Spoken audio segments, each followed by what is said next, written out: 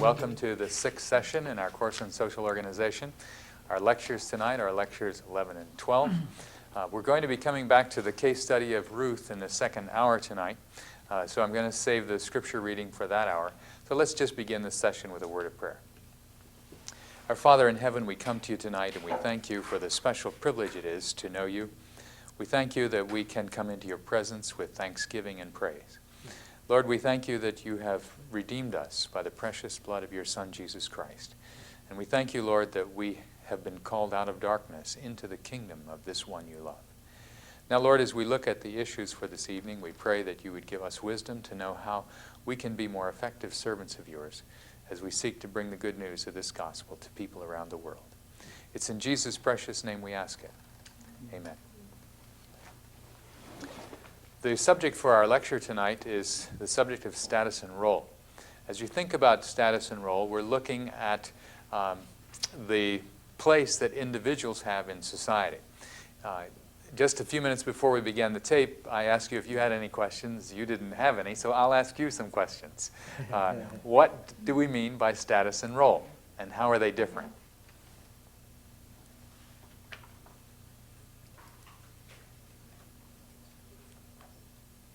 Status basically has to do with a particular position. Okay, good, Marcy. Ascribed or achieved.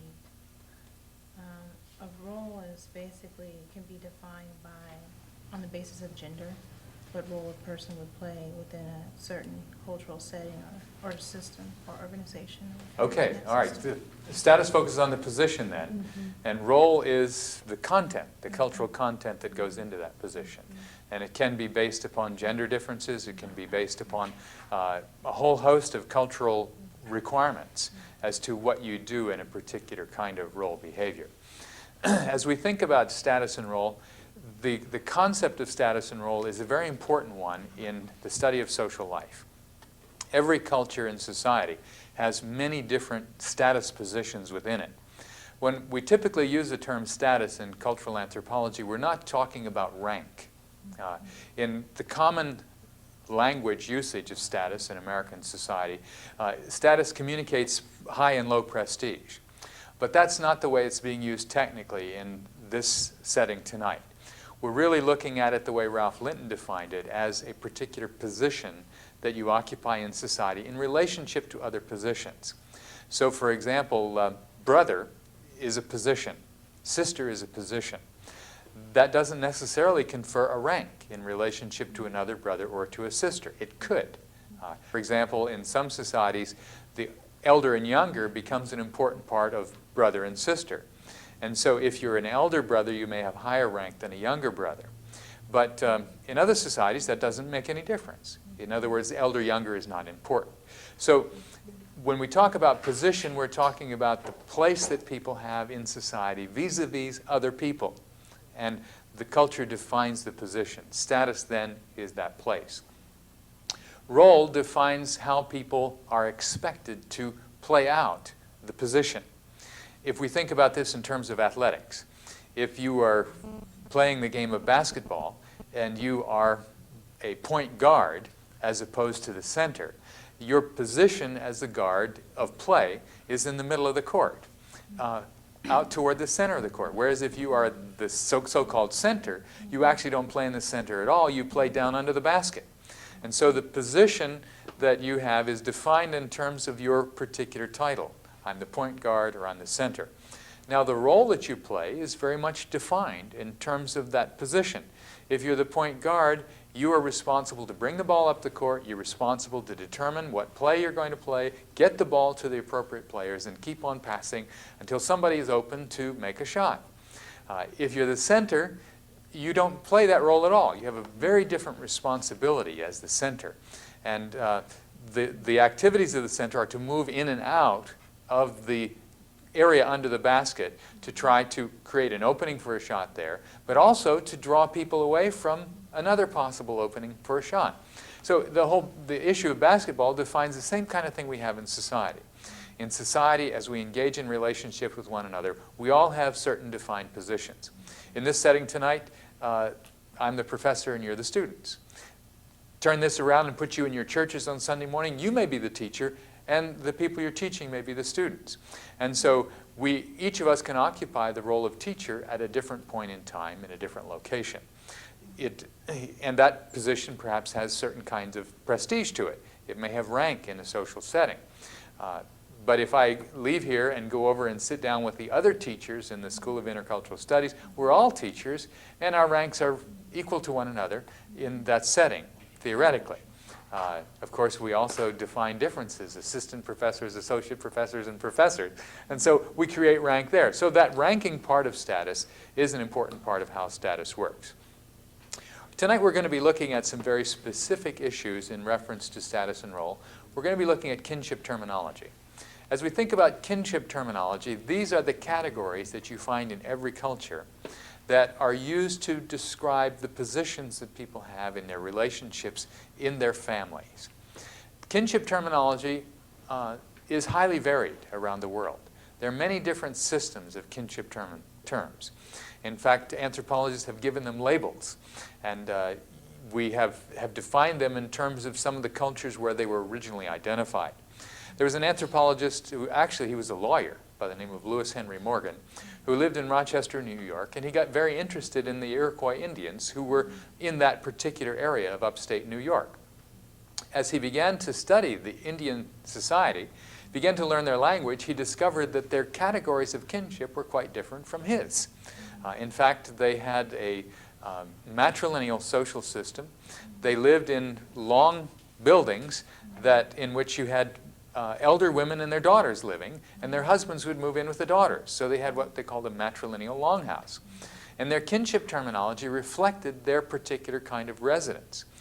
Anyone who was born of one of those daughters in the longhouse was called brother and sister, regardless of their distance from one another in terms of a genealogy. Whereas if you lived outside of the longhouse, you would not be called brother and sister, you'd be called by a different term.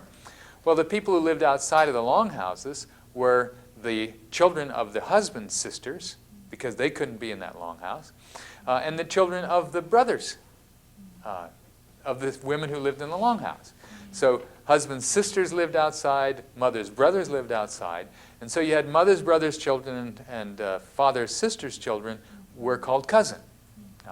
And your own children and your sister's children, or your brother's children who married into the same longhouse, they would all be called brother and sister. Well, we call that cross-cousin kinship terminology the Iroquois system. Well, we discovered the Omaha Indians had a different system, and the Crow Indians had another system, different from those two that we described. We discovered that there were many different systems among American Indians, and they tended to be named after American Indians. There was one system called the Hawaiian system. Well, the Hawaiians just called everybody in your own generation brother and sister. They didn't even talk about cousins. They don't even have a cousin term. And so we looked at all this variation. We discovered it's fascinating how people had different kinds of kinship categories. Tonight, we're going to look at systems of kinship classification in two different ways. We're going to look, first of all, it's more than a system of classification. It really defines what people ought to do and what they ought not to do in terms of society.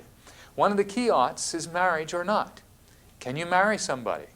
And with the Iroquois Indian system, you could not marry anybody you called brother and sister, but you could marry somebody you called cousin.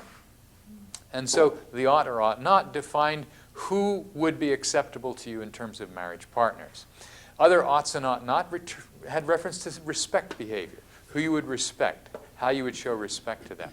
What kind of work you should do, whether you should work for someone or not work for them, whether you had joking relationships or not joking. And so the system of classification spilled over into all kinds of social rules. In addition to that, you have each of these classifications producing what we call a definition of role. As you look at the definition of role defines how people should relate to one another. We could talk about the ideal father, the ideal mother, the ideal son, the ideal daughter, the ideal aunt, the ideal uncle. We could look at what kind of respect one should show to a person you call uncle, what kind of respect one should show to one you call father. And you look then through the whole system and begin to look at what are the role expectations of how people should behave in this context. Now, as you think about this in your own culture, in your own society, you know that you have certain kinds of expectations relating to certain people you use certain categories for. When I talk about my dad, there are certain things I know that I would do in relationship to my dad, and there are other things that I wouldn't do. I have a tremendous amount of respect for him, tremendous amount of love for him. I look up to him in terms of who he is and what he's taught me. And even though now I'm getting to be an old man, my father is still living, and I still refer to him as my dad, and I still think about him with respect, and I still look to him for wisdom at particular times in my life. And so there are certain expectations that we just have in relationship to one another because of the definition of these roles. Likewise, we have certain expectations of mother, certain expectations of brother, sister, and all of those things are part of how we evaluate our interactions with those people. So these roles tend to provide an organization for us, and they tend to set up a system of social control that we respect in our relationships to one another. Every society has this. Whether or not they are Christian, they have expectations that are part of the role behavior of the people that we work with. And so what you want to understand as you go into a society is what are the definitions that they have, how do they define role behavior, and what are the expectations for proper behavior among people in these particular categories. Tonight I'm going to be looking at a kinship analysis, and I'm going to be using a case study from an island called Yap in Micronesia. The location of the island of Yap is about 1,000 miles this side of the Philippines. It's way out in the middle of the Pacific Ocean, about 9 degrees north of the equator. It is a place that is quite tropical in its environment. The people there are people called Micronesians.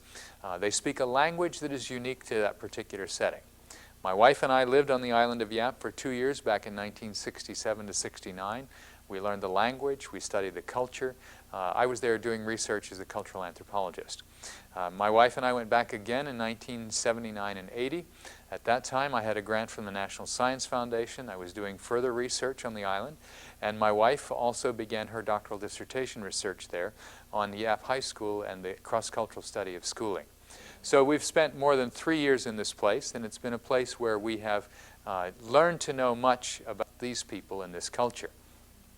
In studying the culture, one of the first things I had to do was learn the language.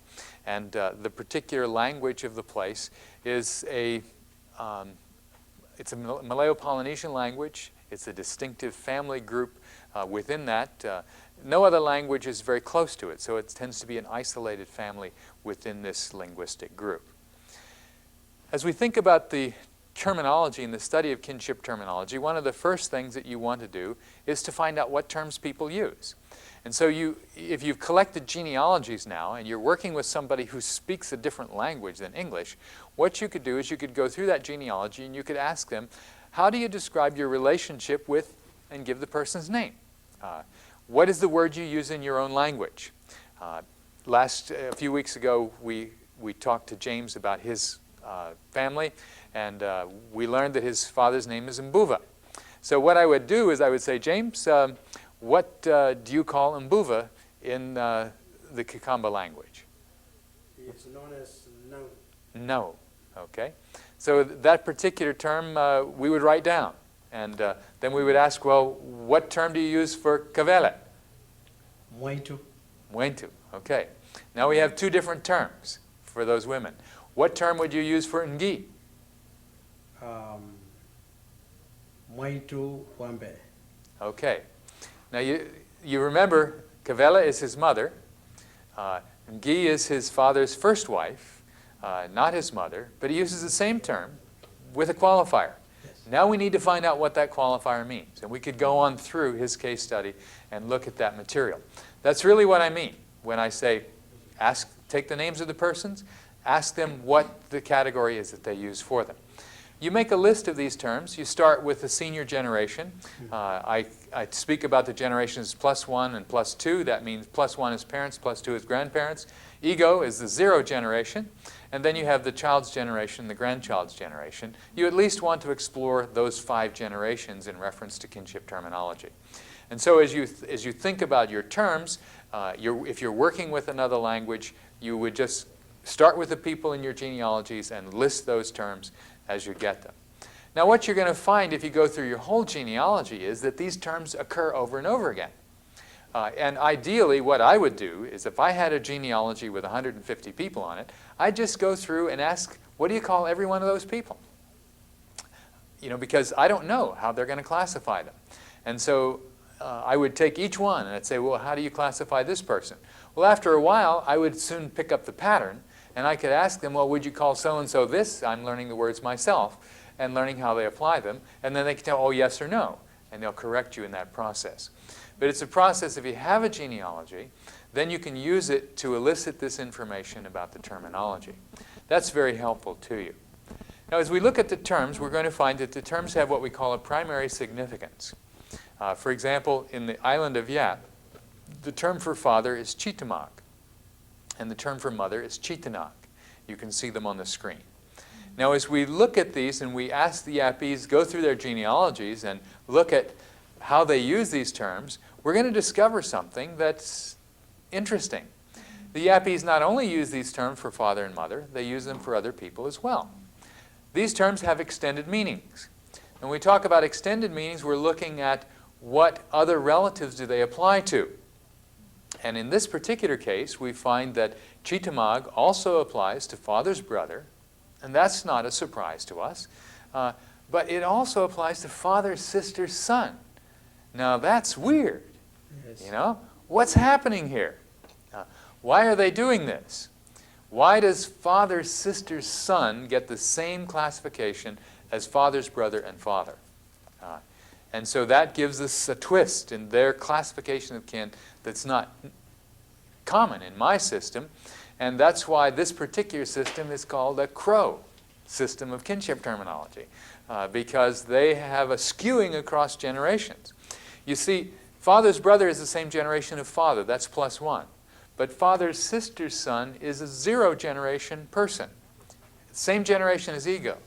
And so what we find is that the term for father is not only being used for people in father's generation, but also for one of my cousins, using English terminology. The father's sister's son is also called father in their kinship system. If you look at the word for mother, Chitanag, Chitanag is used for mother's sister. Well, that's not a surprise. They're one.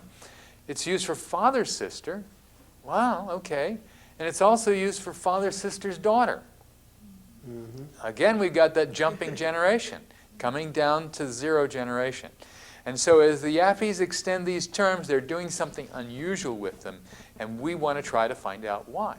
What's happening that creates this particular pattern of the use of the classification of kinsmen? Now, I'm showing you this tonight to illustrate to you that you cannot predict what's going to happen. You have to take the genealogy and you have to find out how they apply those terms and then try to get underneath it and see what's going on here. Because it's not just the classification of a term, it has to do with role behavior, how people are expected to relate to one another in the social context of their culture. Now, I'm going to go through some of their other terms, but before I do that, let me just say this, that the key to this particular problem is the fact that the Yapese classify kinsmen in 2 distinctive ways. They think of kinsmen through their fathers as being of one type, and kinsmen through their mothers as being another type. The terminology doesn't pick up that difference precisely, because the kinship categories cross both of those divisions. But what you see happening here is that father's sister there's some unique things happening through father's sister that we need to find out about. And so as we look at the terminology, we'll see why. All right, we start with the senior generation. And if you look at the senior generation terms, we have 2 here, tutu and titau. Tutu is father's father, mother's father, father's father's brother, and mother's father's brother. So those seem to be pretty standard. It's all of your grandparents and their siblings are called tutu. In English, we wouldn't do that. We would call them grandfather and great uncle. Okay? But in the Yapese category, everybody in that generation is called tutu. And then Titao is the female equivalent, and it works in the same way. Everybody in that generation is called Titao. So looking at the grandparent generation, that would be what we'd call a classical Hawaiian pattern. Everybody in the same generation gets the same term with the difference in sex. You don't need to remember the Hawaiian, but it's a generational term.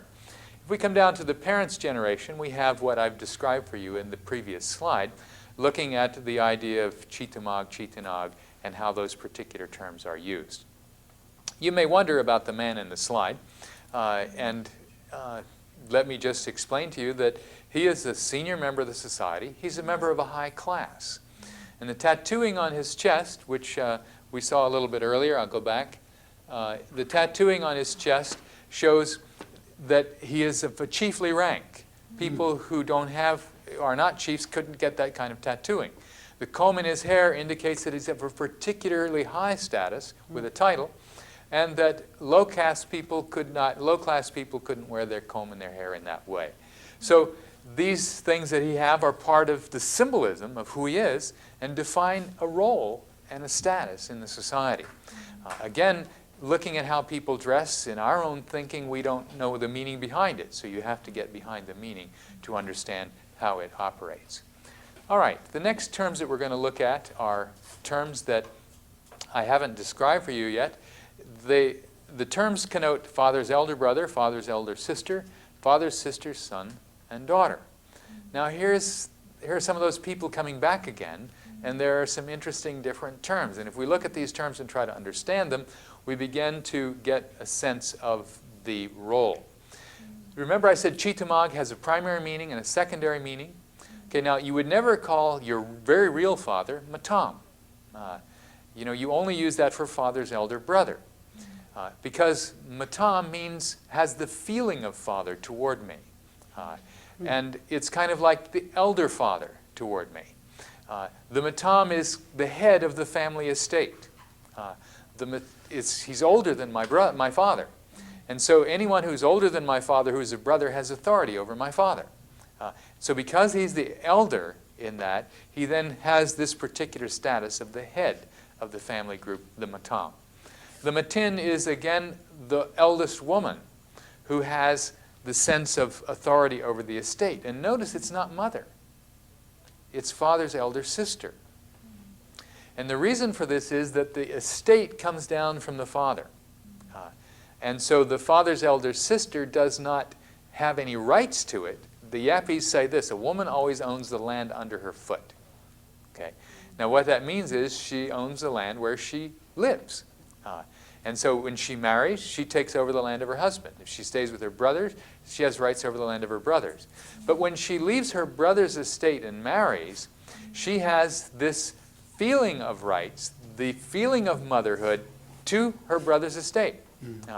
And so the matin connotation then is that father's elder sister is a senior woman with authority, even though she no longer lives there. Then if you look at the next one, father, sister, son, and daughter, okay, father, sister's son, that means that a cousin of mine, son or daughter, is the one who has the feeling of ownership, mfan, toward my estate. Okay.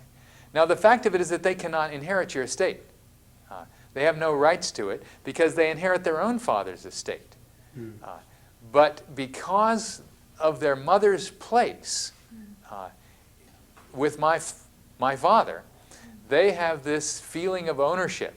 And what this actually does for the Yappies is this: it sets up a group of people who are alive when my father dies, who can kick me off the land that my father gives me if I don't treat him properly right up to the day he dies and through his burial. Okay. So what these people are who am fan is they are people who are my father's sister's children, who are my age, and who can watch how I treat my father. When he's helpless and he can't take care of himself, I always have these fan people who are out there who are watching me, and if I don't perform my duty, they will say, out. You cannot inherit the estate because you've not treated your father properly and you've not cared for him in his old age and in his death. So in essence, what it provides is Social Security. It's the Social Security system set up on the basis of kinship obligations and provides a group of people who cannot take the land themselves, but they can kick me off of it and give it to one of my younger brothers, or they can give it to the people who took care of my father. In other words, they have the right to pass it on to whoever it was that took care of my father when I failed to fulfill my responsibilities. So in essence, it's kind of a kinship category of protection in that context. So this old man is assured of having someone care for him in his old age because he has younger people who are his sister's children who will watch out for him and make sure that his sons or his heirs will care for him until he dies. All right, as we go on, we have younger generations. I've given you here the -1 generation, Betirog. If you notice, that's just like the generation above. You have son and daughter and brother's son and brother's daughter are there. Remember, the sister's children are different. They don't get the same category, so you don't call your sister's children Betirog, and I'll show you what happens with them in a minute. Tungig is grandchildren, and grandchildren is just like the category of the grandparent. It goes to everybody in that generation. Now, if we look at the generation of ego, we find that the term walageg means brother and sister. It means father's brother's son and daughter, and it means sister's son and daughter. Okay. Your sister's children, you call them also, instead of calling them nieces and nephews, you call them brothers and sisters. Now again, that comes back to this whole business of the fact that you have a blood relationship through women. Remember I said there's a different way between the way they classify women and classify men, and I'll come back to that and illustrate it again. But basically they say that you and your sister are the same blood, and the blood passes through the woman's womb, and so the sister's children are one blood with you, and so they're walageg. Mother's brother is also oftentimes, he can be called walageg, but they give him a special term, waingeg, which means a joking relationship. And that I can joke around with my mother's brother. I can have a special relationship with him. Even though he's like my brother, he's a little bit older than I am. He has some seniority over me. But I can play tricks on him, and I can get special favors from him. And so there is that special relationship between them. All right, as we look then at the distinction I described earlier, the way the Yappies think about the two underlying principles that separate them are in reference to the difference between men and women and what you get from them. The Matrikin are those people who come from one womb. They call them Yongayal, people of one belly. And so in this particular case, you have the grandmother, you have her daughter, and you have the grandchildren. They are all one belly people, in that they all came from the first woman's womb. And the second woman's womb gave birth to these little children, and so the blood relationship the Yappies see is passed on through the women. So the reason that my sister's children are also called my siblings is because my sister is my sibling, and we're of one womb. And so that matrilineal kinship tie creates the kind of relationship that you see here. Men, in contrast, trace ties because of the land. Now, this whole notion is something that's quite strange to us, but the Yappies have this idea that in the conception of children, the male side contributes the spirit to the child, and the female side contributes the blood. Now, what does the land have to do with that? Well, the spirits of the ancestors live in the house foundation that you see in the slide. There is always a stone house foundation, and these stones have been built long ago by ancestors, and when the ancestors die, the spirits of those ancestors are thought to live in the stone foundations. And so their view of conception is that the spirit comes from the male side, enters into the womb of the woman, and the combination of the spirit and the blood unite together to produce a child. And so once this birth occurs, then they will try to divine what spirit was the one that conceived the child, and they'll name the child after the ancestor on the man's side that is responsible for the birth of the child. So what you find is that Yappies' grandchildren are named after grandparents or great-grandparents or people in those categories. And that it's because they've divined that so-and-so was the one from which this particular name came. So the people who are related through the land are related through the land because they've got their spiritual essence from the land. And the people that are related through blood are related to the woman and the womb because they get their blood from the womb. In their definition then of of life and of conception, this is how they frame their understanding of their world. The unusual twists in the kinship terminology then reflect this particular way of seeing their world and their life. All right, as you look at the kinship categories then that people use in whatever culture you're looking at, you recognize from just this one brief case study that it can become complex. And that there's a lot more going on here than would be apparent on the surface. One of the things that you find will happen when you learn to know, when you start working with people who know English fairly well, I've always found that they reject their own kinship categories and they adopt yours. And they say, well, that's really my cousin.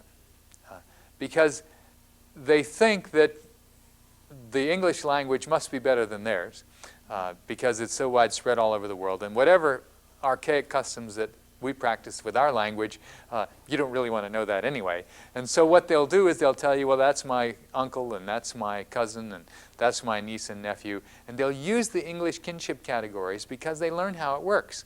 Sometimes they will use them inaccurately because they still think the way their parents use them. Sometimes they will know them accurately and will transfer the information into your language, into your system, instead of using their own. So I want you to be aware of this and try to get people to give you the references the way they use them in their own cultural setting to understand best how they've structured their social life and what that meaning has. This subject can become a subject of great interest to some anthropologists. They spend all their time studying kinship terminology. I don't think you'll find it that exciting, but you may find that there are some very interesting things happening here socially which will help you understand people and how they relate to one another. So it's important to take time to dig more deeply into these things. All right, as we go on, we'll look at the issue of role analysis and try to understand what the roles are of these positions. If you remember, I talked about status, that's the position. The kinship term defines the position. And we've noted now that the particular position of sibling in Yap is a different kind of category than the one that I would use in English. When I say sibling, I only mean the boys and girls born to my mother and father. That's it. Anyone who is not born to either my mother or father can't be my sibling. Full siblings, my mother and father, half siblings from one or the other. But anybody who isn't born of my mother and father, I can't classify as sibling. With the Yappies, they have many more people that they classify as siblings. So when they say Walageg, it means a whole different thing than what I mean when I say sibling. So that's why it's important to get at the underlying definition. Because if you understand the definition, then when the role is defined, you get a sense of what the role means and who it applies to. And that's why this kind of analysis is very helpful. As we look at role analysis, the first thing we want to do is look at the reciprocals. I've used the English equivalents here. But in Yap, you would have to use their terms. For example, I've said father-son. Okay, in Yap, they actually have that reciprocal. Chitamag batirog, that's a reciprocal. We have in English the reciprocal of brother-brother and brother-sister. Yap, they don't have that. They only have the reciprocal of Walageg. And Walageg is male or female. It makes no difference. Okay. Now, does that mean that brothers and sisters don't have any differences in role behavior to one another? Well, no, it doesn't. The terminology doesn't distinguish them, but there are significant role differences that you have to pick up. One of the most critical mistakes that I made when I was in Yappy society was not understanding the role differences between male and female in brother-sister relationships. I made a bunch of them, but let me just tell you a couple tonight. One of the first ones that I made was to tell a brother about something a sister did that was wrong. It was my language helper. He was teaching me the Yappies language. He was a wonderful teacher. And I am not the greatest conversationalist in the world, so I'm always looking for things to help me make conversation. So he arrived on a Monday morning, and shortly after he arrived, I said, "Hey, John, did you hear about what happened with your sister over the weekend?" And he said, "No, what?" I said, "Well, she and a guy were caught breaking into the priest's house down at the other end of the village, and the people are really upset. And they're having a meeting now, and they're discussing this, and he got very, very quiet.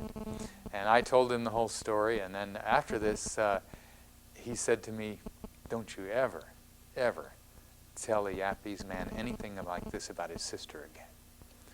And then he left. And I didn't see him again for a week. I found out that he went home, he got drunk, he beat up his sister, he beat up his mother. He was very, very angry because his sister had shamed him and the whole family by being involved in this kind of a relationship. And it was something that I deeply regretted as soon as I realized. In fact, when he got quiet, I knew I'd blown it. And I wasn't quite sure why. And then afterwards, I remembered reading something about this in the literature. But you know, I didn't think. I only thought my own culture. I only thought about what the local people were talking about, and I was sharing this. And I caused a lot of trouble. A lot of trouble. Well, I thought I learned my lesson from that one.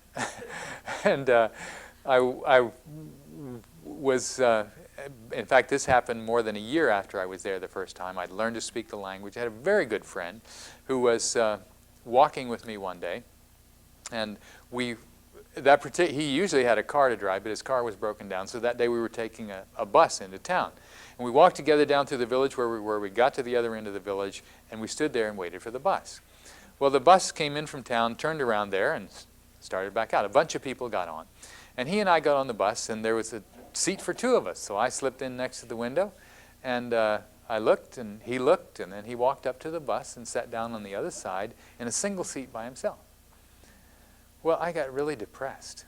I thought, what did I say? What did I do? And so as I'm sitting there and thinking about this, and the bus starts driving into town, I thought, I am never going to understand these people. I just went back over my conversation. I tried to think, what could I have said to him that would have offended him?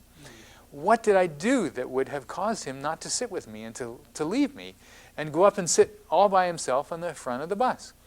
And I just got into a deeper and deeper depression. I even sniffed to see how I smelled. Was I smelling that bad? You know, was there something wrong with me that I just was unacceptable? And as I sat there riding in on the bus, I suddenly looked at the woman sitting in front of me and realized it was his sister. And all of a sudden I got this great big smile on my face. All of a sudden my world was joyful again. I thought, oh yeah, I forgot. He can't sit downwind of his sister. Okay? That is completely unacceptable because the body odor of the woman is seductive. And there are very strong incest taboos in this cultural setting about relationship between brothers and sisters. When they talk to each other, they don't face each other. For example, let's say, Marcy, you're my sister, okay? If I want to talk to you, I look this way, and you look the other way. Don't look at me, look the other way, okay? And so I say, Marcy, how are you doing? And you answer me, and we're completely facing in different directions. We cannot look at each other because it is inappropriate. In other words, it communicates that you are trying to engage in intimate behavior. And so, and I've watched this happen. You know, this same man walk down through the village, come up to his sister's house. She comes out, she looks that way, he looks this way, and they have this long conversation with each other, never looking at one another because of the strong incest taboos that relate between brother and sister. Well, you can see then that the category itself, Wilageg, doesn't give us the role definition. There are sub-roles defined within that. And even though they don't make a terminological distinction between brother and sister, they clearly have distinction in terms of role behavior and how they should act to one another. And so these are things that you need to work on and need to understand as you actually interact with people in the context of their roles. Okay, the reciprocals then are important because terminology always has its opposite. It always has its pair. And you need to know then how these pairs define the kind of relationships that you would have with one another. There are also non-kin categories. There are many different kinds of categories. I mentioned to you the man with the comb in his hair and the tattooing on his chest and said that he was in the category of a titled position in the village. He was also in the category of a high status person in relationship to low status. The status is reflected in the bottom two categories, landlord, serf. That particular man was a landlord. Serfs would not have been able to wear the comb in their hair. Not only was he a landlord, he was also a chief. That's why he has the tattooing So the comb signifies his landlord status, the tattooing signifies his chief status, and so there are opposites then. The villager would be the common person that wouldn't have the tattooing. The serf would be the servant who wouldn't be able to wear the comb. And so you have that distinction in terms of the social structure of the local village.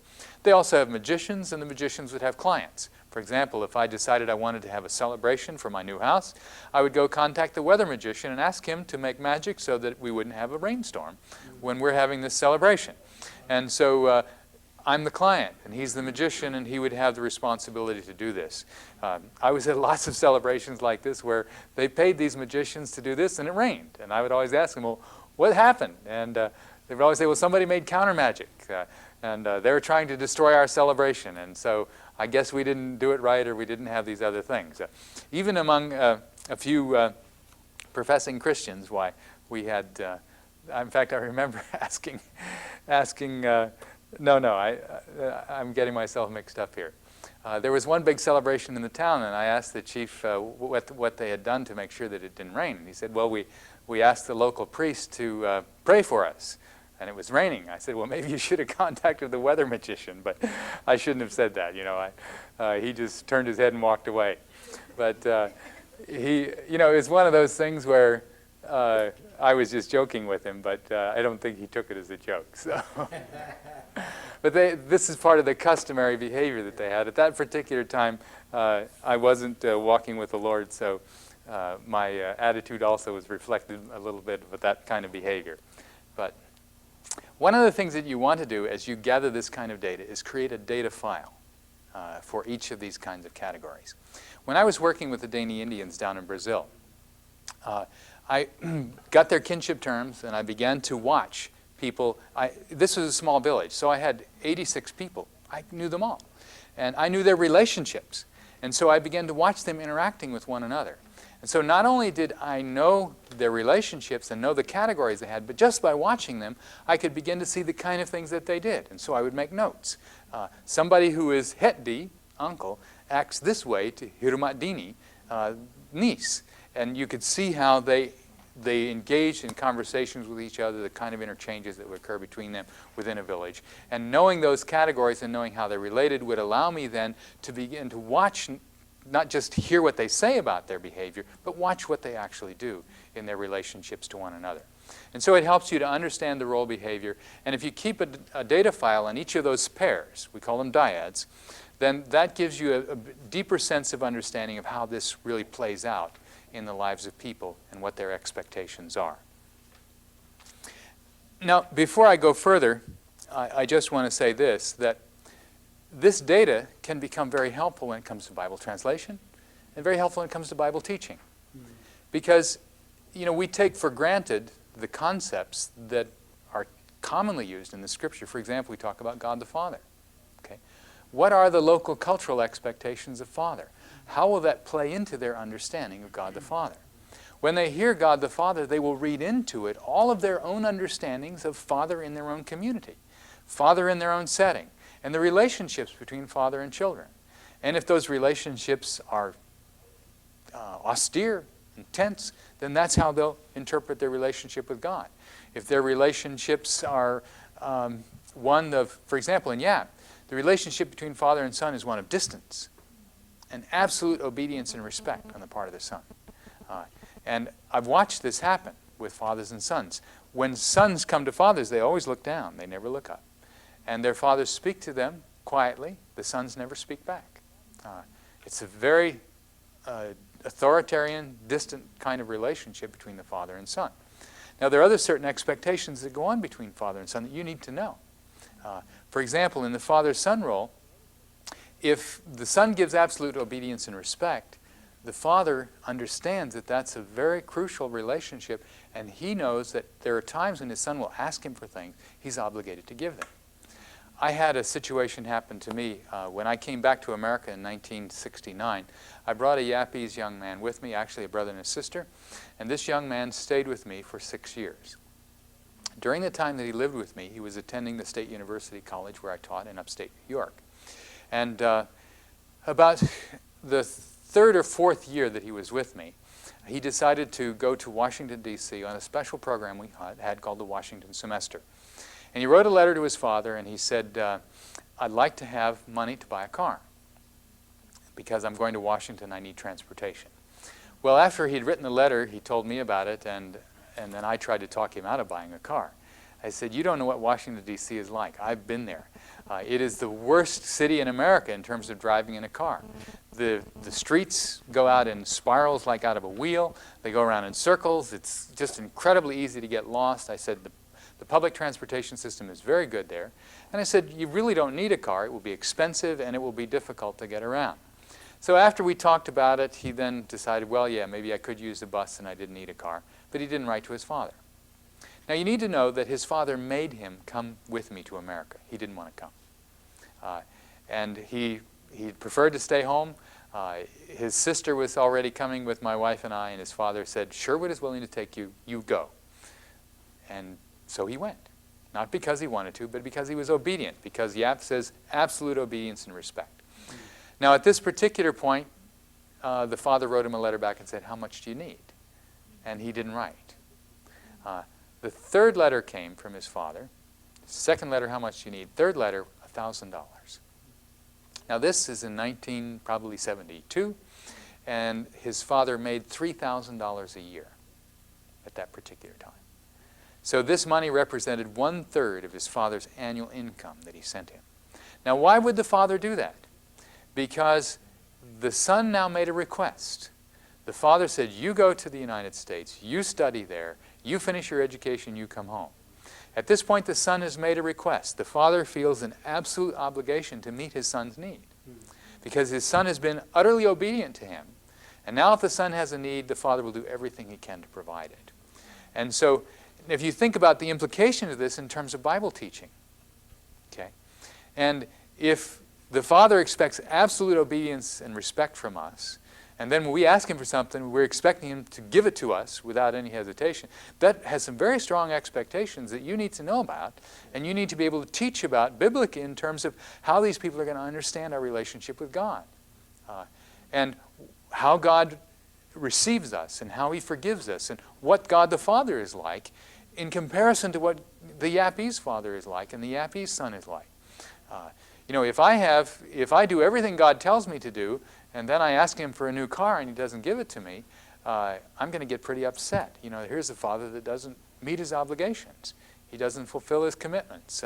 You know, those are some of the kinds of things I think we need to be aware of. If you think about the sacrifice that this father made, he didn't do it all himself. Okay? He had a brother who was working. He had another son who was working at home, older than the one who was with me. And so he said to all these men, my son in America needs help. Would you help me to help him? And so he collected this money. Now, he's obligated to these people, but he sent it all over. Do you know what the guy did who lived with me? He spent it. He didn't spend it on a car. He used it. And he had to. Because if he'd sent it back, he would have been saying, I don't need your help. And you can't do that to your father. You can't do that. It was proper for him to spend it. His father would not have wanted it back. If he'd have sent it back, his father would have sent it to him again. You asked for help, I gave it to you. And so use it for whatever you need it for. So as you look at the exchange between them, you see there's very strong respect patterns, very strong expectations between them. And this young man, you saw his picture a while ago. He was on the screen with a little child. This young man is still living there. He's still under his father's authority. His father told me that his father died when he was 45. And until the day his father died, he always brought his paycheck home to his father. The old man was just a fisherman and a farmer. The young man worked for the government. And at 45 years of age, he'd get his government check, he'd take it home, and he'd give it to his father. His father would take the money, he would take most of it, he would give him back a small portion to use as he needed it. Now, if the 45-year-old man needed money, he would go to his father and say, I need so much money. And his father would give him whatever he needed. In other words, it wasn't a matter of not giving it. If my friend, the young man who is now an old man, said, you know, I need to buy a case of beer, Dad, his father would give him the money to do it. but it was the asking that he needed to do.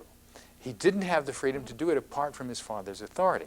And so you see that whole authority relationship is a very important structuring of relationship within this culture. Now the next thing I'm going to do is I'm going to take a look at some role analysis in relationship to men and women. As we go to data collection, one of the things that you want to do is you want to begin the observation process. And so as we look at observation, we start with daily interactions.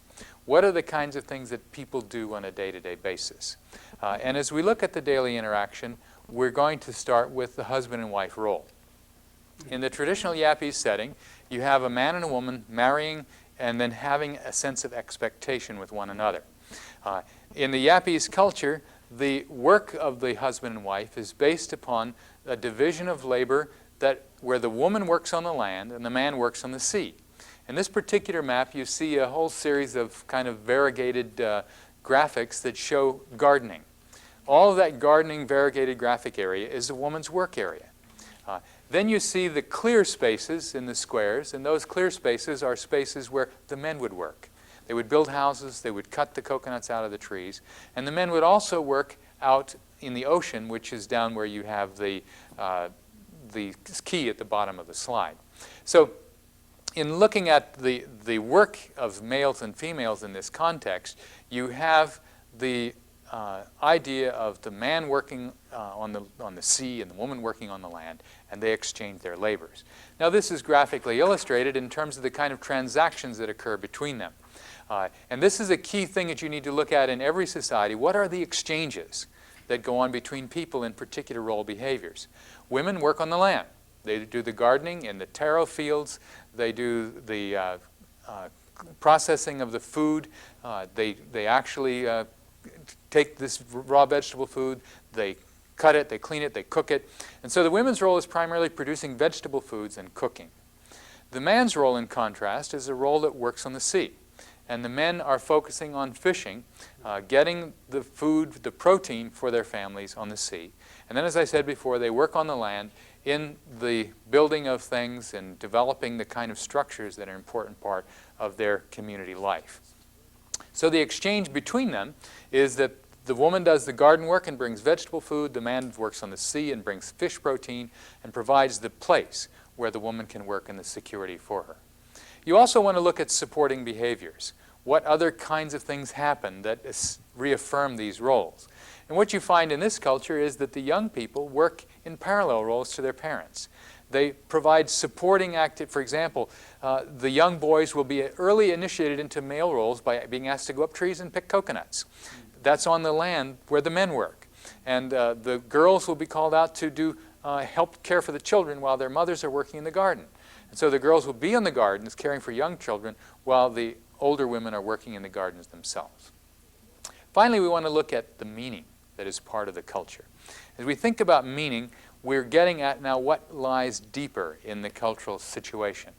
The Yapese talk about women in terms of a traditional valuable called stone money.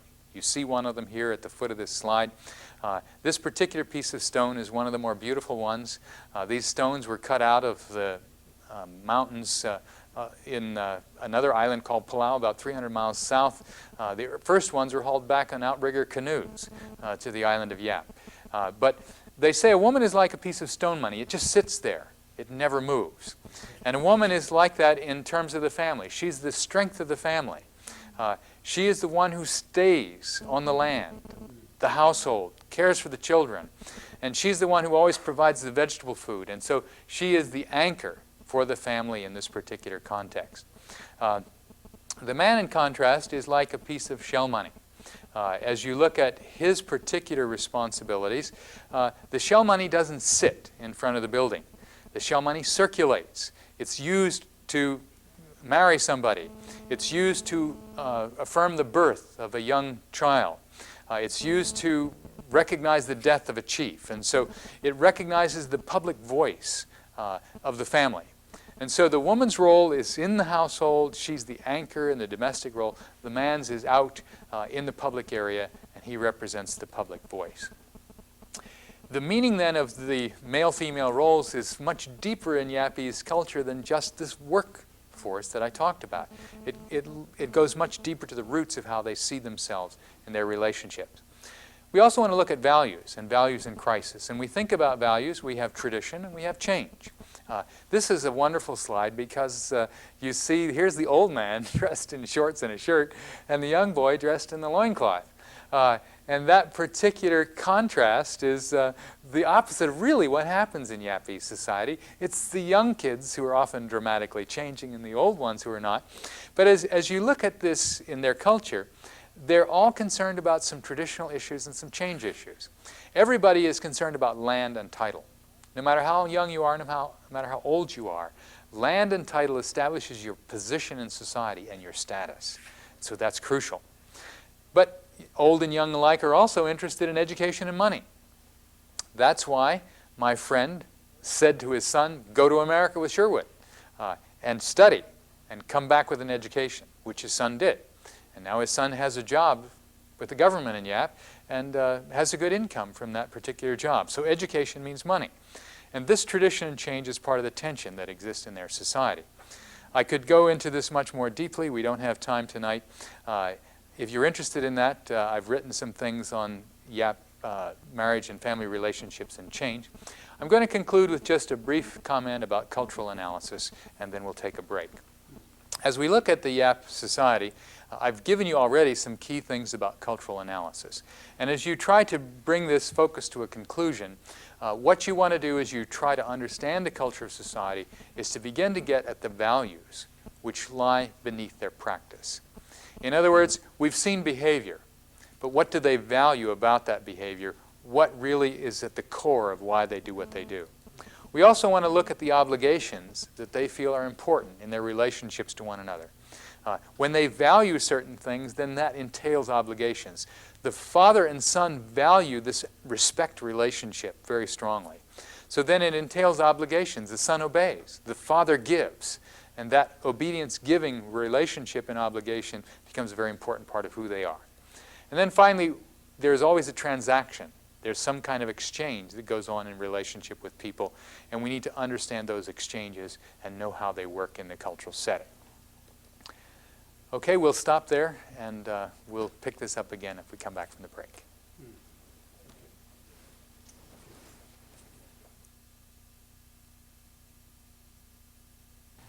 In our second lecture this evening, we're going to pick up the theme of male and female roles that we began in the first lecture, looking at the case study of Yap people and culture. If you remember the story I shared with you about the brother and sister and brother-sister avoidance in Yap, that illustrates for us how the whole notion of sexual difference is such a strategic and important thing in terms of the definition of role behavior in many cultures and societies. I'd like to start tonight by just posing the question, how have you observed this as something that's a persistent issue in perhaps some of the cases that you've read about or that you've looked at? Do you see that kind of distinction in cultures that you've participated in or observed? James, why don't you start? How important is it in your social setting? Yes, sexuality is very significant in my culture because we have male and female roles defined by the society. For example, a male is not to be found in the kitchen. He is to be out of the kitchen, and he is supposed to be walking outside in the city, either Nairobi or Mombasa, and doing the hard stuff in the fields. And building the house, as we saw the Yap, is responsible for that, particularly establishing the foundation and putting the logs and putting the roof. And then the women would come again and put mud and thatch the house. So women are basically understood by the society to stay at home and to guard the home and to protect the wealth of the home, which includes cattle and corn and beans and peas and vegetables of all kinds. And from that, you can even sell some of the vegetables. So you're reflecting on the Yap case study we did last hour. the whole rationale behind that Everything is there. rang a bell for you, right? Even I was wondering, where did they get tutu? Because tutu could be understood as some Bantu kind of borrowing language. You remember the Bishop Tutu of South Africa? Oh, yes, yes. You know, I was saying, where is this? But the roles are very similar, extremely very similar. And women, if they have some things to do, for example, let us assume a house falls down and the husband is not there. She goes to the village and says, community, and says, my house is down. And the next kin will take care, or any man in the village. If he doesn't, then he will answer before man, why didn't you do that? Okay. Let me ask some of the students here. In your reading, do you find the kind of strict division of labor like we have seen in the YAP case study and James has shared with us in his family? Or have you found some variable situations? Do you see variation in your reading that would say that this is not everywhere, but that there are some differences? What did you find as you read for tonight?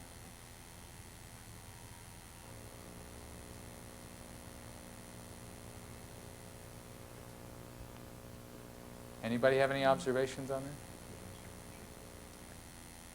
Did I hear you say something, David? No. Julie? On some of the reading I've done, found that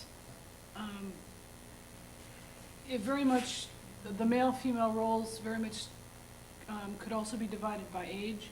So younger children, more adolescents, they could go off to the city and do factory work, while it would not be appropriate for a married woman to do the same. So not only would you have a male-female distinction, but you'd also have an age difference between when is it appropriate to migrate to a city and do day labor. Okay. Did you, any of you notice any changes in these roles based upon economic change in the society?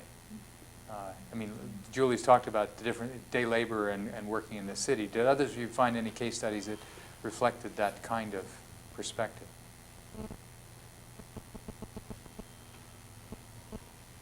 And one of the things that I found working with the Yap East people is that when the men went to work in town, they started making money instead of going fishing. And what that actually did for them was it gave them greater power. See, when you had to fish, a lot of times you go fishing, you wouldn't get fish. But you go work for wages, you bring fish home every night because you have money to buy canned fish. Not only that, you can buy rice.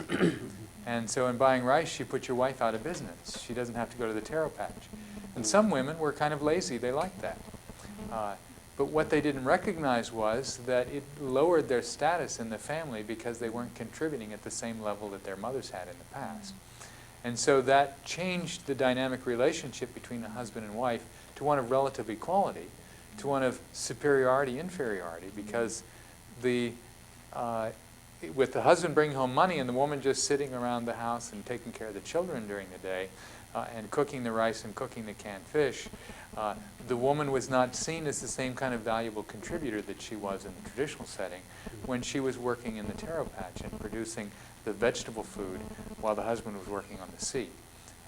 And so it had some real negative impact on husband-wife relationships in that setting. Do you have anything like that happening in Kenya, Yes, Jane? currently Kenya's sexual roles are changing, particularly with the boom of education.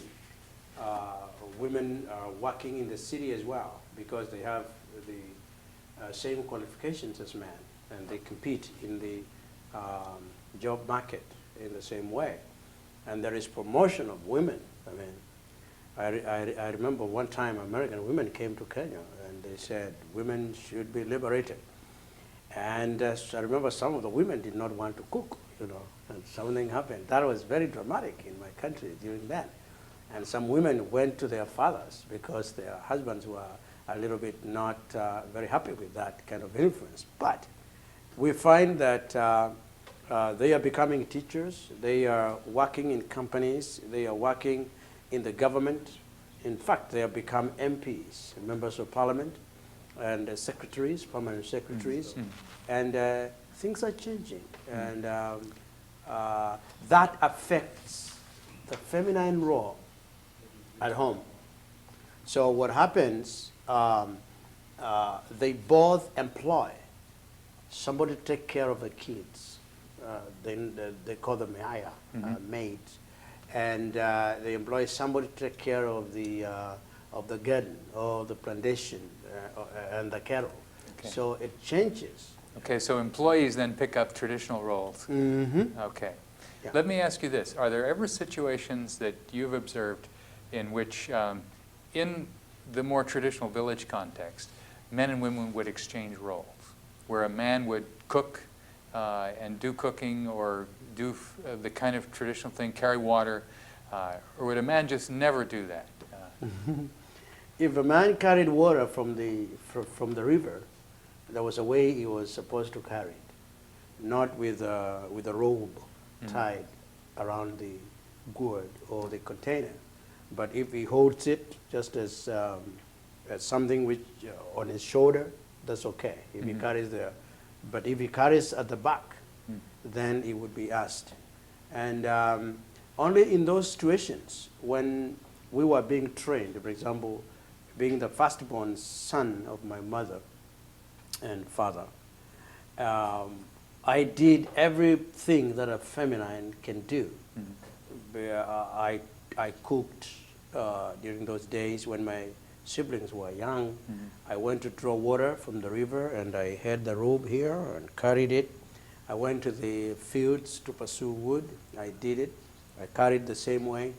But when my sisters grew up, they took over.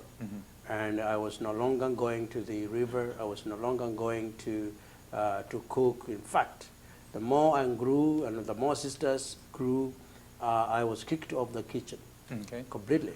And I can't remember any time that there was exchange of roles in the rural setting now.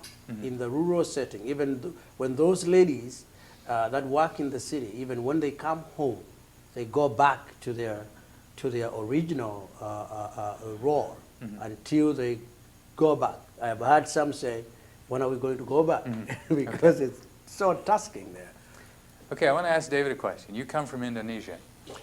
In looking at your the situation you'd find in Indonesia, is its division of labor and the social customs with regard to male and female, are they strict or are they negotiable? How is it practiced where you're from? Sorry. Yeah, one of the tribal groups, we call it Javanese. That's the major tribal groups in Indonesia. I saw that, I observed that the families, that I thought is different, totally different from what you share with us. That the man role is less than the women role. They only do the farming, for instance, but they still keep the status very high in the society. So everybody honor the men, Okay. and women do much more works than the men. They should do. Okay. So like feeding the children, what do you call it, bringing the water, Okay. something like that, and then cooking until late at night. While the men, after they finish farming at 3 o'clock, for instance, then they smoking, and then they just lay down, and taking a rest, something like that. Okay. That's what I seen, in Okay. Indonesia. Do men have political responsibilities that they would take care of for the family in that kind of rest time, occasionally? Yeah, Settling disputes, for example, or anything of that nature? no, I didn't see that. Community meetings? Yeah, in once a week they have to lead the community meeting there. So all the men get together in a community meeting Okay. once a week, Okay. but not the women. Okay. Do you ever see men and women exchanging roles? They say, okay, let's reverse. I'll do women's work today. Right. Do they do that? Sometimes they exchange that. Okay. Yeah. Is it very frequent or ceremonial or? Not so frequent. It's once in a while. Okay. For fun? Yeah. Okay. Okay, that's interesting. You remember I told you the Dani Indians did that down in Brazil. I mean, they, every couple of weeks at least, they would completely reverse roles. And the women would go fishing, and the men would stay and get manioc out of the fields, and they'd take care of the children. And they would laugh at each other and say, you guys can't do it right, there's something wrong with you, you don't know how to cook, or you don't know how to fish, and they had a good time. It was really kind of a fun experience. You don't ever have that in your village in Kenya? Not exactly. In fact, when a woman is going somewhere and there are kids, they would look at another woman, next to kin or a relative that would come to take care. Men are believed not to really have maybe the mind or the skill. Okay, it's a more strict than division Yeah, in terms of... Yeah, it's very strict, and they also do not want to strain them. Men are esteemed. In fact, when a young boy is born, he is called father by the mother. Okay, why do you think this male role is so important in your culture? Why are they given such an elevated position? They are considered as leaders, Okay. and as heads of their homes and families, and it is ancestral inheritance. That's how the ancestors did it. The men had the high role, they were leading, and the women were caring and raising the society. In fact, the women are the preservers of the culture, and cultural transmission is done by the women. The schooling, the very early schooling of the culture, women do it well. So are women passing on this ideology of men being the important one? They are real factors. They are the catalysts. Okay. In fact, when my father was working in Nairobi, our mother used to always tell us, remember your father. Okay. Remember your father. So, and when we did something very weird, she would say, now I'm going to tell your father. And I thought that must be a very special person. I mean, this person that my mother is saying is higher than her. So I grew knowing my father to be a very high figure to this moment. And that's why when it was time for me to go and seek for this girl, I had to consult with the mother. Okay. Father, for those high-ranking things, and when things are really very ripe, very ready, is when you go to that figure, because that's like the highest. If you flop, that's all. I mean, Okay. about yourself. Okay. Let me ask you in the class here, why do you think that this male dominance, let's call it, is so pervasive? In other words, what is it about In the society. human society that produces that? Do you have any ideas? It would seem generally that men are generally in control of resources that the society is in need of.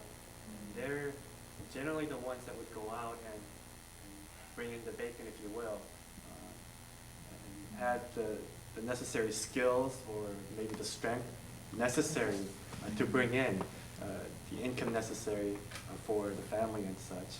And one of the things that I found really fascinating in one of the reading was that for the, I don't know if I'm pronouncing it right, Sawana people, one of the things that they saw a change in was the role of the women in that as they became more educated and started getting better jobs, they did not find it necessary for them to get married to men because now they have control over their own resources. And so they would rather go on with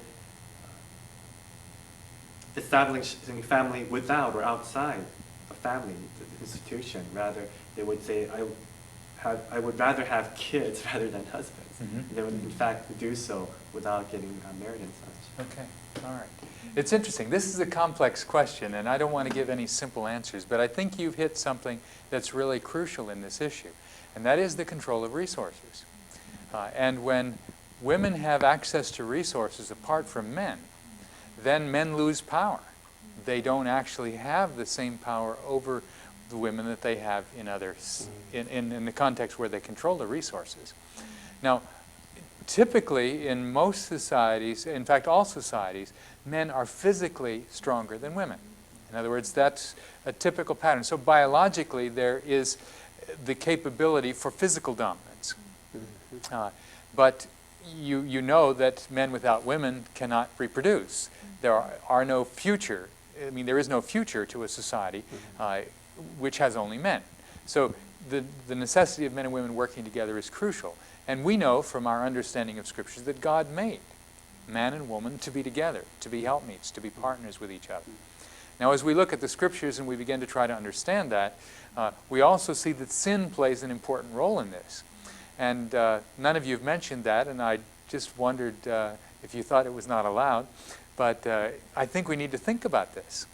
You know, if you go back and read the curse of Eve, the curse of Eve was that she would, in fact, seek her husband and that he would dominate her, that he would rule over her. Now, it's not that God wanted it that way. It's the result of the sin and the curse. And that what you have then with Adam is that Adam is going to struggle with the resources. He has to produce food from the land, and that's his curse. And he has to work the land that he came from. And so if we think about these issues, part of the reason I believe that you have male domination across human cultures is because of sin. It's part of what has happened in human life, that God really intends us to be partners, to be helpmeet with one another. But the sin relationship has really twisted that and has created a situation where men use their physical power and they use their control of resources in power over their wives as opposed to the partnership with them. We don't see that until after the fall. We see that after Adam and Eve sinned. And I think that's an important thing to understand. There's another aspect of this, though, that I think is crucial, and that is truly the control of resources.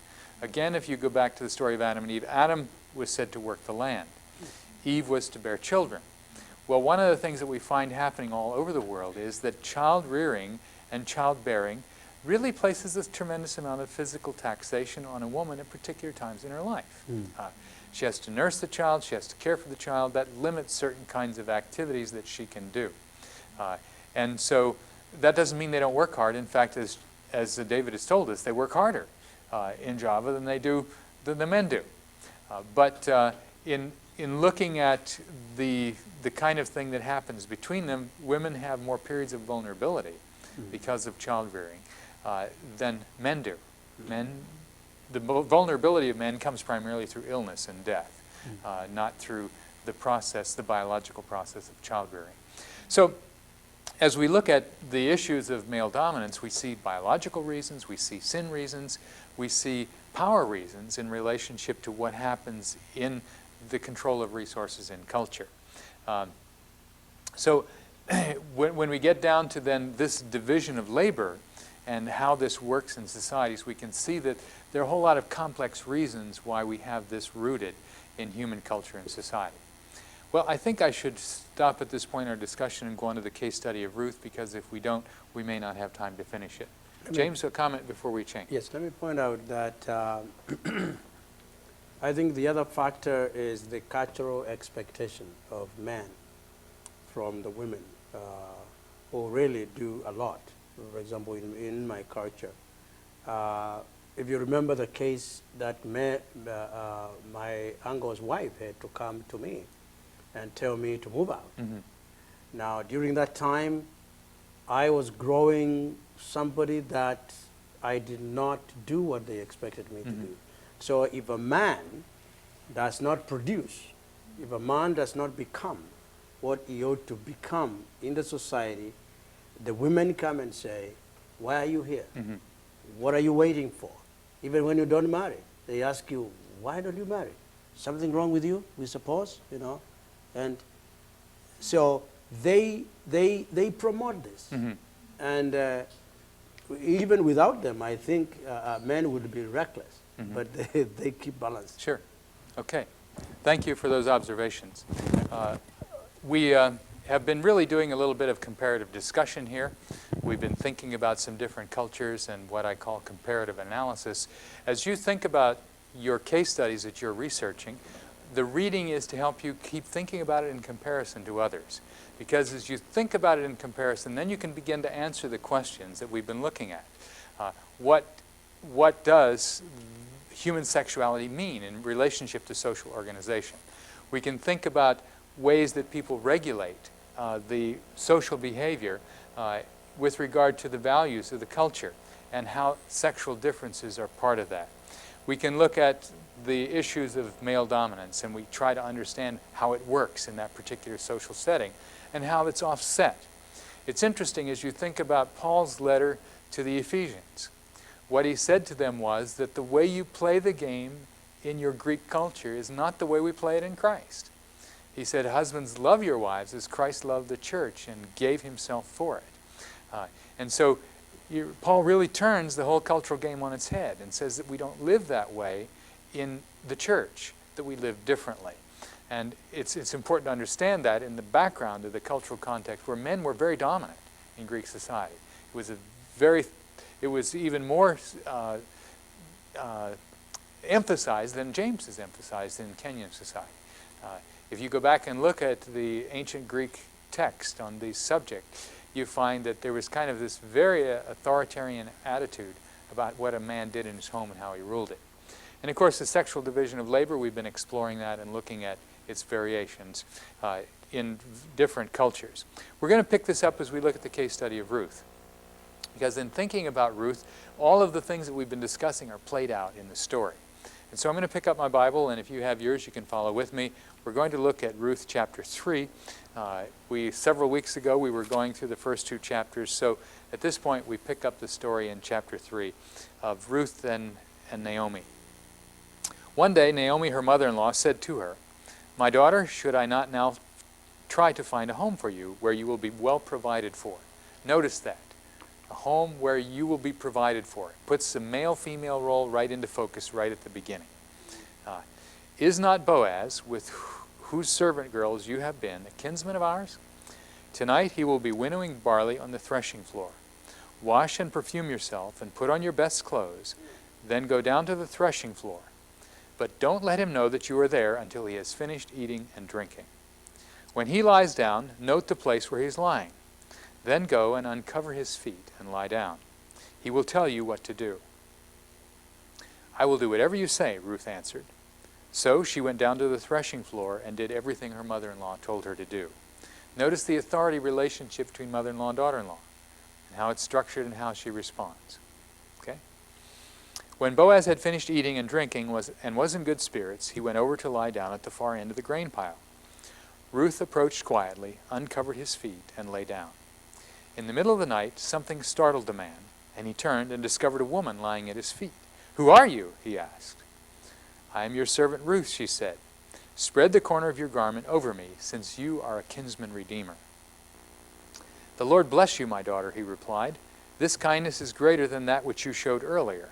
You've not run after the younger men, whether rich or poor. And now, my daughter, don't be afraid. I will do for you all you ask. All my fellow townsmen know that you are a woman of noble character. Although it is true that I am near of kin, there is a kinsman redeemer nearer than I. Stay here for the night, and in the morning, if he wants to redeem, good. But if he is not willing, as surely as the Lord lives, I will do it. Lie here until morning." So she lay at his feet until morning, but got up before anyone could be recognized. And he said, "Don't let it be known that a woman came to the threshing floor." He also said, "Bring me the shawl you are wearing and hold it out." When she did so, he poured into it 6 measures of barley and put it on her. Then he went back to town. When Ruth came to her mother-in-law, Naomi asked, "How did it go, my daughter?" Then she told her everything Boaz had done for her and added, "He gave me these 6 measures of barley, saying, 'Don't go back to your mother-in-law empty-handed.'" Then Naomi said, "Wait, my daughter, until you find out what happens, for the man will not rest until the matter is settled today."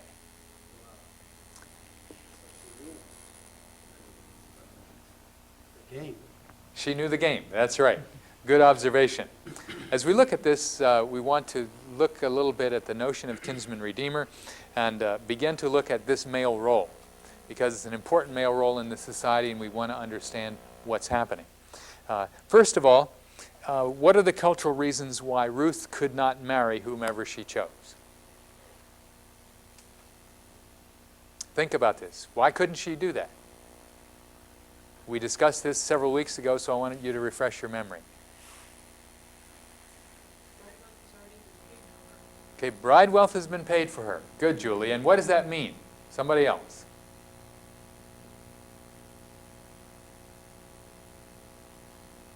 Peter? She belongs to the family. Exactly right. She belongs to the family. There really is no choice. What was the Jewish law about a widow? What were their regulations? Who gets the widow next? Younger brother? A younger brother, correct. Okay? So in this case, there was no younger brother. So what happened to the other daughter-in-law? She left. She went back home. She went back home, and why did she do that? She was basically released. She was released, exactly, Peter. You're right. So she was released from the obligation. But Ruth said, I will keep it. I will stay with you, Naomi. So what this actually means is that Ruth then has agreed to continue her contract with Naomi. Now what that means then is that Ruth really doesn't have a choice as to who she's going to marry. She's not a free woman. She's not able to negotiate her own relationships. And this is why you have the concept kinsman-redeemer. Naomi starts off by saying to her, Boaz is one of our kinsman-redeemers. And so that really helps us to know what's going on. Bride wealth then is the key first issue, and Julie picked that up. Property inheritance is the second issue. It's interesting, Naomi can't sell her land. Now, doesn't that sound strange? Here's Naomi, she has land, she can't sell it. Well, why not? What are the cultural rules of the game? Just to keep it in the family. It has to be kept in the family. You're right. Okay? Thanks, Faith. You've got to keep it in the family. It's not something that can go out of the family. So instead of selling it, the notion is it has to be redeemed. As we look at the redeeming, we've already talked about the idea of widow inheritance. And there are no younger brothers. So the next issue is that this property, the widow really has to be redeemed by somebody else in the family who is not a brother, who doesn't fit in the brother role. When we get into the next part of this case study next week, we'll look at the final part of the story and we'll examine more carefully the property issues. So I won't take time to focus on that tonight. But there are also rights to children. And that's something that we don't see in this chapter. We'll see it in the next one. It's an issue that has to be dealt with. Who do the children belong to? At this particular point, we would say, well, of course, don't they belong to Ruth and her husband? But the fact of it is that they don't. And we'll see that when we get into the story next time. All right, what is a kinsman redeemer? From what you know of this story, how would you define it?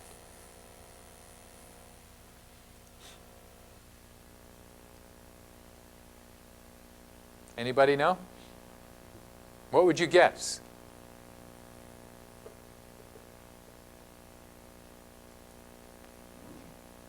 One that carries the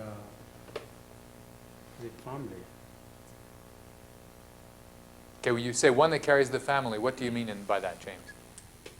For example, with Naomi and Ruth, their family has to be continued with a new man coming in to redeem and therefore lie with Ruth and produce kids.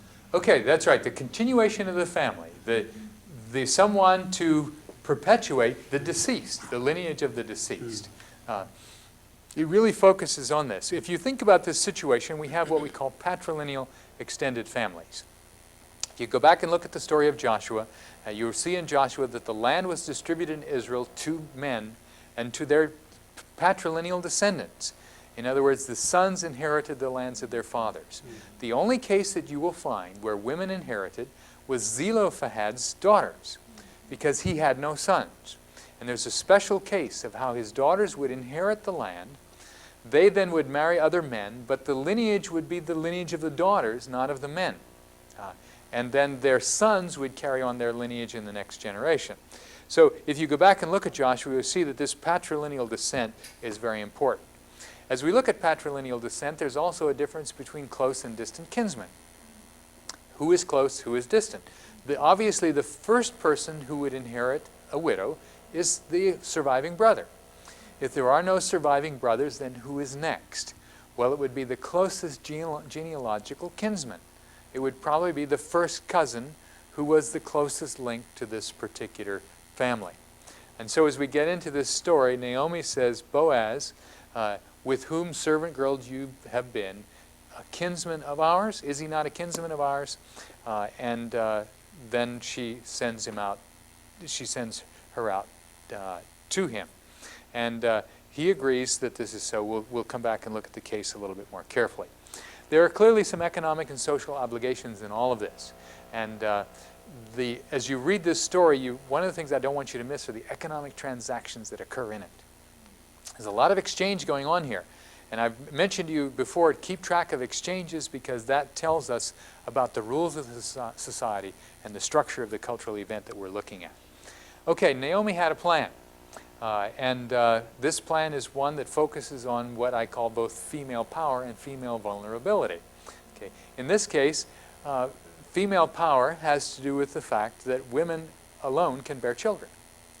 And having descendants just doesn't happen without a woman, without a wife. And so that's a very important part of their power relationships. In addition to that, they're vulnerable. In other words, they can be abused and misused, as we have seen in other cases that we've considered, and especially in this story in the scripture. You remember last time, Boaz said to the men, don't touch her, don't harass her. And he refused to allow them to do that. So they could have been abused. There are restrictions then he placed on them in this particular case. So as we look at the case study, we then see there is this power and vulnerability. Naomi gives some instructions to Ruth. What instructions does she give her? Do you remember? Julie? Lay at Boaz's feet, go to the barley festival.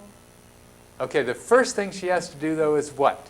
To dress up. Dress up. That's right. Okay. Perfume. Dress up. Put on your best dress. What else besides dress? Perfume.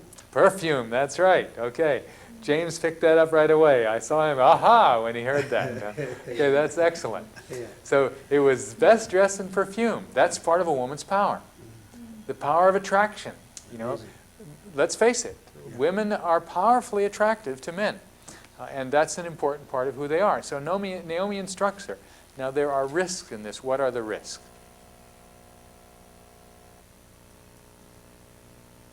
I mean, think about this. She's sending a woman off in the middle of the night to a man in an isolated place in the dark. What are the risks? She'll attract the wrong person. Yeah. I mean, she could be raped in that situation. She could be abused. She could be thrown out. All of those things are possible. If Boaz were not an honorable man, this could be an utter disaster for them, an utter disaster. And so it's a very risky thing to do. And in an ordinary situation, Naomi would never let her do that. So here you have Naomi acting under the direction and wisdom of God, because Naomi is a godly woman, and she is sensing that here is something that God is in. Now we're going to see that as we go on in the story. But she tells him to uncover Boaz's feet. That's important. That must have meaning that you and I really don't understand. It's a very specific instruction. Does anybody have any clue as to what this might mean in the Hebrew? Faith, you just finished your big Hebrew exam. Tell us. What do you think it means?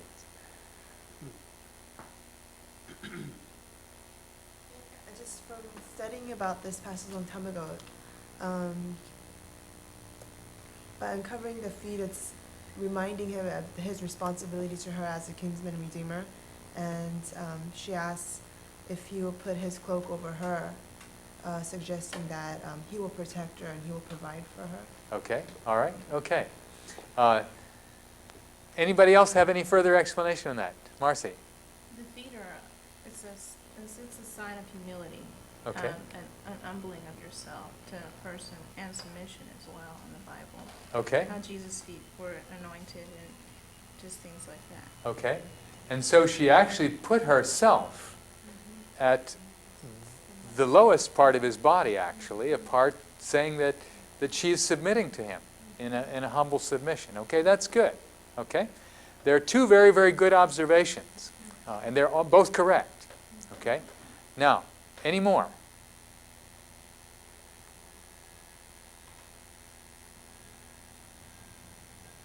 The uncovering of the feet also has sexual connotations.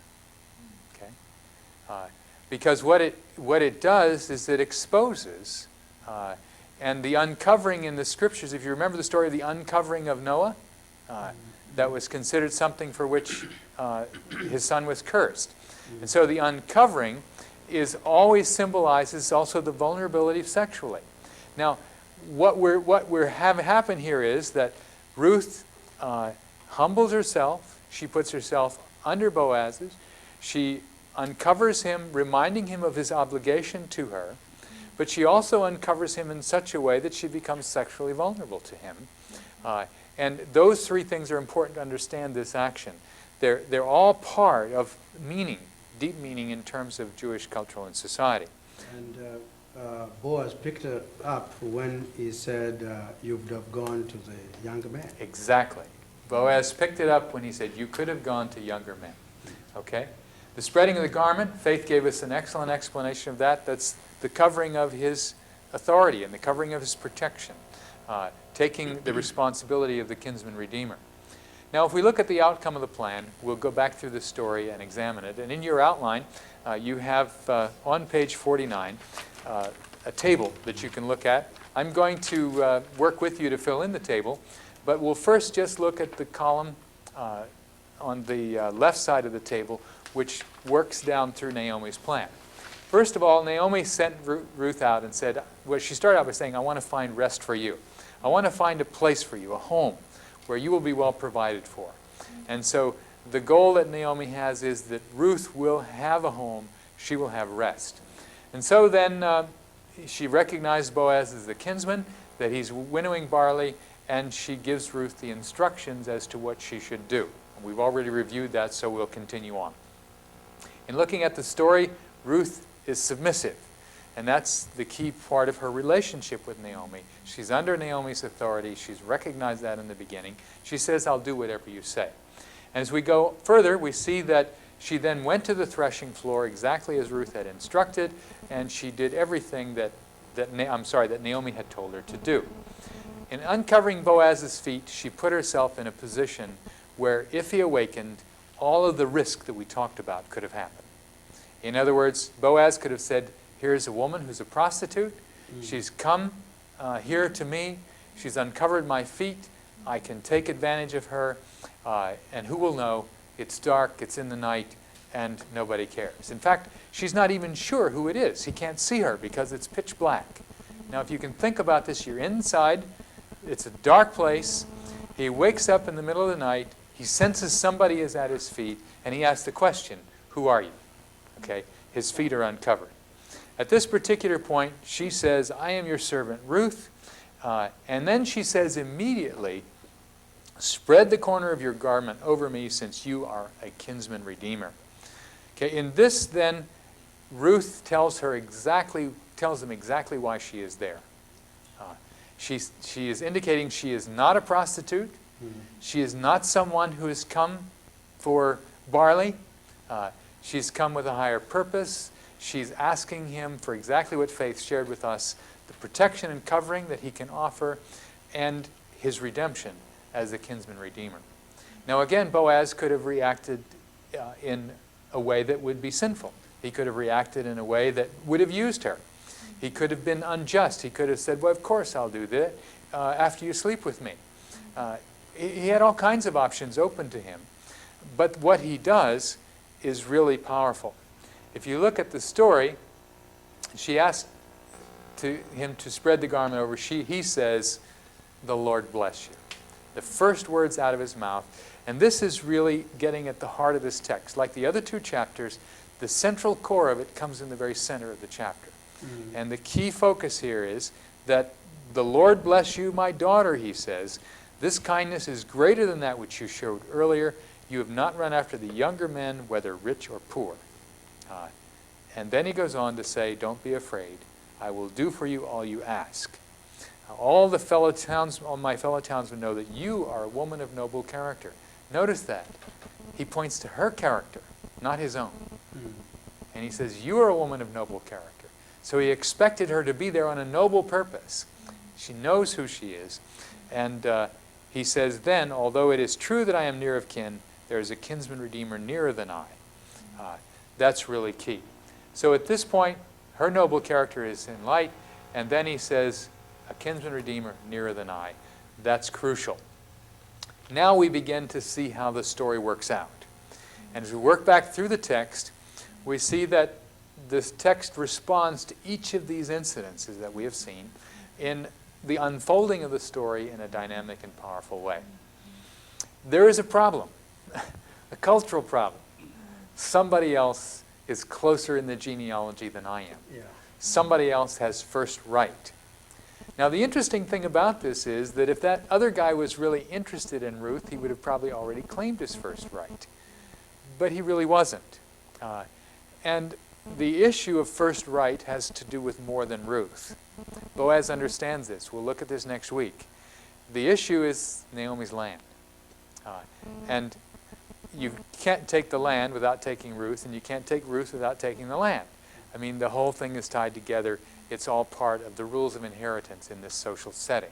So there is a kinsman nearer than I. Boaz says, I have to deal with that first. And until I deal with that, we really cannot proceed any further on this. So it's fascinating then, he begins to respond to the other things. He says, if this man is not willing, I will do it. And he says, as the Lord lives, I will do it. So you see the focal point here, when you get to the center of the text, God comes into view again. And the Lord's will and the Lord's blessing are part of how Boaz thinks and how he reacts. And so what the text shows us is that the people that we're looking at are men and women of God. They're concerned about living godly lives. They're concerned about doing honorable things. And the Lord is the focal attention in terms of how they behave. If you think about this story, the Lord isn't mentioned until the center.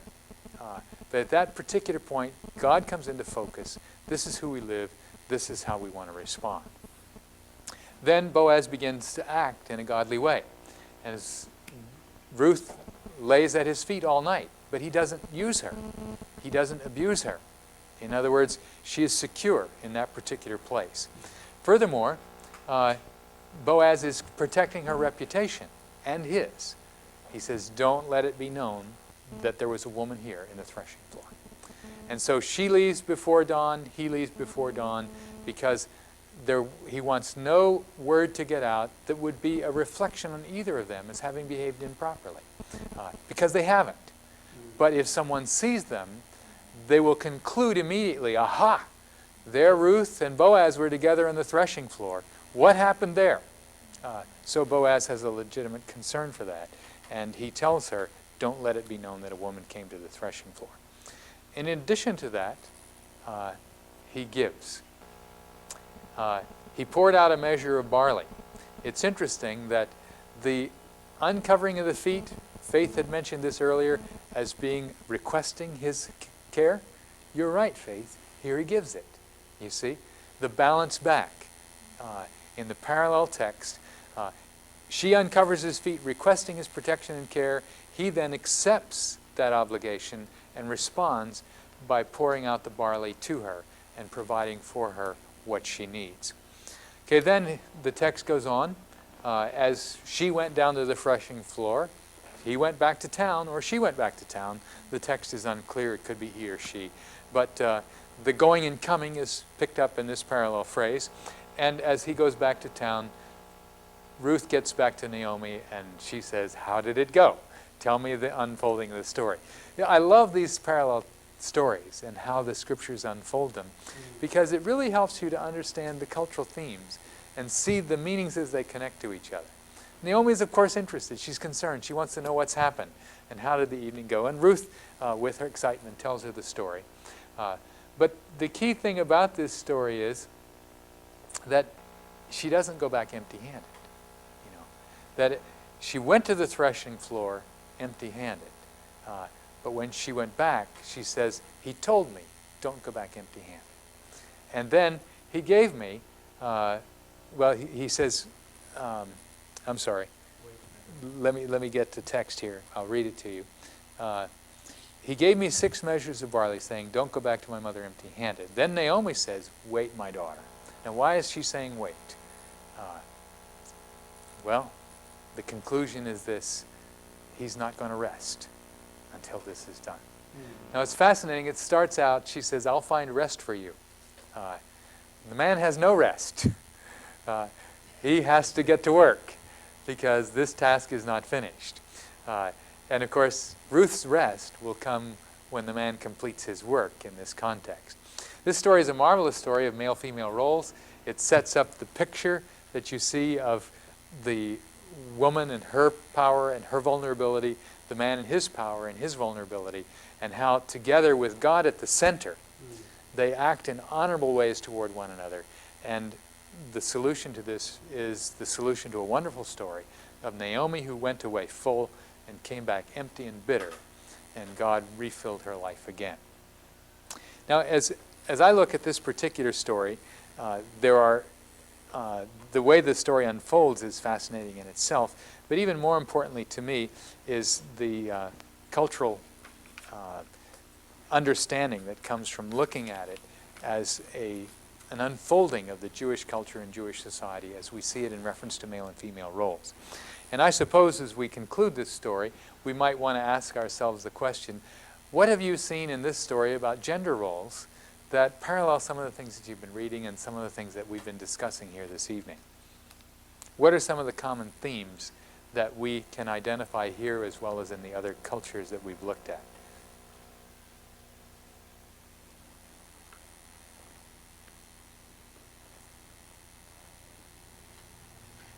The men usually play a dominant role in the culture. Okay. And the women are seen as reproductive agents, whereas men are seen as protectors and providers. Okay, that's a very good summary. You know, you clearly have men as seen as protectors and providers, and women play the reproductive role, and their role is one that really provides for the future of the society, but it can't happen without some security and protection from the men in that context. That's a common theme, and you find it happening all over the world. It's a theme in your society, James, right? Yes. It's a very important part of the setting there. Okay, what else do you see? What other theme might you see here? Think about some of the spiritual themes that are highlighted in this particular story.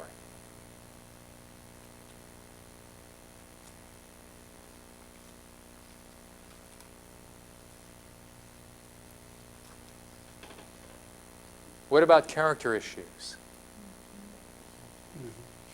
What did you see in this story about character issues?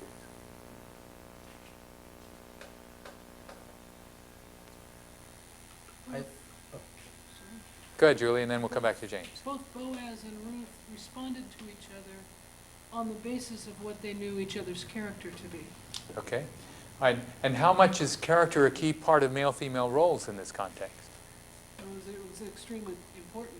Okay. Boaz says Ruth is a woman of noble character, and on that basis decides to redeem her. Naomi sends Ruth into a vulnerable position, knowing Boaz's character, and figured that would be an all right thing to do. Okay, good. Now, James, your father is a man who was not a believer, and yet what would you say about his character? His character is noble. Okay, his character is noble. Very noble. And what evidence would you have for that in terms of how he behaved in certain situations that you're aware of?